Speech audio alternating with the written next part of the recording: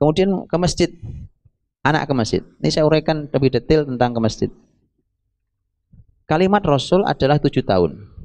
Muru auladakum bis shalah wa hum abna sab'a sinin. 7 tahun itu kalimat Nabi perintahkan. Perintahkan anakmu sholat. Jadi Anda mulai perintah, ayo nak sholat, nak sholat zuhur, nak sudah waktunya asar. Perintah, ada perintah sholat. Dan itu perintah Quran juga, Pak. Ya. Wa'mur ahlaka bis sholati wastabir 'alaiha. Perintahkan keluargamu sholat dan yang sabar, tolong yang sabar berlipat-lipat dalam nyuruh anak sholat. Kalimat Quran itu, Pak. Jadi tolong yang sabarnya berlipat-lipat, nggak sabar sembarangan. Makanya Quran mengatakan wastabir, ada toknya, dan harusnya wasbir dan sabarlah. Tapi oleh Quran tidak dibilang wasbir, karena kesabarannya nggak lazim kalau nyuruh sholat. Jadi urusan nyuruh sholat itu, Pak, kesabaran Anda harus berlipat-lipat sampai dikasih tok oleh Quran. Padahal harusnya wasbir saja cukup, tapi wastabir 'alaiha. Nah, bagaimana dengan di bawah 7 tahun? Di bawah 7 tahun, ahli ilmu mengatakan bahwa namanya pengkondisian. Bukan perintah. Pengkondisian itu anak di bawah 7 tahun, 6 tahun, 5 tahun, 4 tahun, 3 tahun. Pengkondisian itu kan gini, Pak. Suasana di rumah, kalau waktunya sholat tiba, ya semua bergerak menuju sholat. Azan tiba, sang ayah berwudu, sang ibu berwudu, meninggalkan aktivitasnya, kakaknya yang sudah besar juga ngasih contoh, begitu seterusnya. Dan sang anak tahu, ayah ke masjid dulu ya, ayah mau sholat. Oke. Karena itu pemandangan hari-hari, sang anak sekali-kali ingin nyoba, ya kan? Ibunya gelar sejadah, anaknya nyari sejadah juga. Ayo nak wudu dulu, enggak langsung sholat aja. Namanya anak masih kecil. Ya udah di sini, ikut sini. Baru takbiratul ihram Allahu Akbar, ibunya mulai dia ikut Allahu Akbar. 3 detik pergi dia. Tik pergi dia. Udah nggak apa-apa nih, itu anak di bawah 7 tahun, Pak. Jadi dan ini kalau antum didik pakai konsep itu, antum nggak panik lihat anak orang lain. Itu Pak, anak 5 tahun sudah kayak gitu. Jangan, tenang. Ya, jangan panik, jangan lihat anak orang lain. Konsepnya begini, beneran, Pak. Nah, jadi di bawah 7 tahun itu pengkondisian. Dikondisikan dan segala macam. Dan karena nanti menjelang 7 tahun Anda sudah harus mulai mengajari toharoh. Karena sholat nggak sah tanpa toharoh kan. Nanti Anda ajari tentang istinja, istijmar, tentang itu bersuci, tentang masalah bersuci, menghilangkan najis, apa yang najis, gimana kalau dia kamar mandi. Jadi toilet training itu, konsep toilet training itu nggak menarik menurut saya, Pak. Yang menarik konsep toharoh itu. Nggak menarik banget toilet training itu.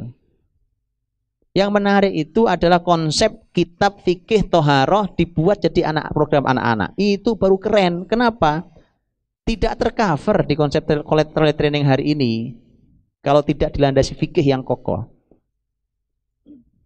Masuk doa itu oke. Tapi coba lihat yang lain. Anda perlu gali itu, Pak. Gali di kitab fikih toharoh itu. Karena itu syarat untuk dia sholat, maka itu harus mulai diajarkan dari mulai dia ini kecil, terus mandiri, makin mandiri, menjelang 7 dia sudah mandiri. Itu mandiri, dia mulai diperintah sholat, dia tahu cara berwudu. Namanya anak-anak ya. Tadi saya bilang, namanya umur 7 baru diperintah. Anda tugasnya merintah, Pak. Sholat nak, ayo sholat, perintah. Bahwa sekali waktu dia nggak sholat, sekali waktu dia ketiduran, susah dibangunin. Tenang, Pak, nggak usah panik, biasa aja. Memang belum waktunya. Baru waktunya diperintah. Jangan antum paksa. Saya minta jangan dipaksa. Karena kalau dipaksa, saya khawatir satu hal. Karena ini zaman kayak begini dan mereka tidak terdidik dengan komunitas lingkungan yang baik. Saya mengkhawatirkan satu hal, yaitu saya mengkhawatirkan trauma terhadap syariat. Nggak usah lihat anaknya orang lain, Pak. Berjalan di atas konsep aja ini. Anak orang lain memang beda, mungkin keluarganya lain beda, apa anaknya juga siap. Sudah didoakan saja, doakan anak kita juga, ya kan? Jalan saja. Nanti 7 tahun dia begitu. Masuk 8 tahun harus lebih baik. masuk 9 tahun harus lebih baik lagi. Nah, di saat itulah 9 tahun karena sudah mendekati 10 dan 10 sudah boleh dipukul, maka 9 Anda sudah boleh mulai memberikan sesuatu yang bisa memberikan teguran kalau dia sampai nggak sholat. Karena gini teman-teman, 10 tahun itu kan rata-rata belum balik kan? Belum balik. Sebenarnya kalau belum balik itu belum ada kewajiban sholat kan? Belum ada. Ibadah itu kan tanggung jawabnya dimulai dari balik. Tapi lihatlah bagaimana Islam antisipasi sholat itu dari 10 tahun sudah harus ditegasi. Saking ini ibadah terbesar, sholat itu. Dan kalau sholat ini beres baik, berikutnya gampang banget syariat ini. Kan begitu kan? Di akhirat kan juga gitu. Awal ma yuhasabu bihil abdu yaumal qiyamah as-shalah. Yang pertama dihisab di hari kiamat sholat. Kalau sholat baik, ibadah lain baik. Itu kaidah. Makanya ini harus baik pondasi ini, sholat ini. Nah, itu 9. Nah, masuk 10 tadi. Nah, ini sudah boleh hukuman paling tinggi kalau betul masih belum sholat. Tapi lihat prosesnya, ya kan? Panjang. Nggak tiba-tiba dipukul. 7, 8, 9, 10, 4 tahun, Pak. 4 tahun kali 5 waktu. Coba berapa banyak tuh sholatnya? Ya kan? Segitu banyaknya. Makanya Quran mengatakan tolong yang sabar berlipat-lipat urusan ini. Baik. Kemudian kapan anak diajak ke masjid? Tidak ada teks dalil yang pasti tentang kapan anak diajak ke masjid. Yang ada ijtihad ulama. Menurut Imam Malik rahimahullah taala, anak, kata beliau, anak diajak ke masjid umur 5 tahun. Tapi yang saya tahu wallahu alam, ini tidak ada dalilnya. Wallahu alam. Tapi ini adalah ijtihad beliau mengingat bahwa anak umur 5 tahun itu sudah memiliki adab ke masjid. Sudah ngerti kalau di masjid itu jangan berisik, jangan gaduh karena orang lagi ibadah. Baik. Dan masjid bukan tempat untuk berisik, gaduh dan segala macam. Jadi jangan gaduh. Biasanya 5 tahun sudah mulai paham. Tapi kalau anak-anak yang tidak terdidik adabnya, ya didik dulu. Bisa jadi lebih dari 5 tahun belum ngerti juga, ya kan? Tapi mungkin ada anak-anak yang sudah 5 tahun, 5 tahun bahkan di bawah 5 tahun sudah mengerti adab ke masjid. Nggak apa-apa juga ke masjid. Dipahami ya? Nggak apa-apa ke masjid. Karena cucu Nabi Hasan Husain itu ke masjid, Pak. Bahwa di masjid kemudian pipis, itu terjadi. Hasan pipis di masjid, ya kan? Terjadi. Lagi sholat Jumat, Nabi lagi khutbah, orang lagi duduk di soft masing-masing, itu Hasan Husain jalan di antara soft jalan, gitu Pak. Kejadian. Itulah anak-anak. Ajari mereka adab di masjid, bahwa kalau mereka kok ternyata masih juga anak-anak namanya, gitu ya, masih juga tadi jalan masih ini, itu namanya anak-anak. Yang orang tua mohon dipahami, tapi juga harus diminimalisir kegaduhan karena itu memang tempat ibadah untuk khusyuan. Itu mudah-mudahan kejawab bahwa anak itu saya cuma minta tolong dijalani sesuai konsep saja.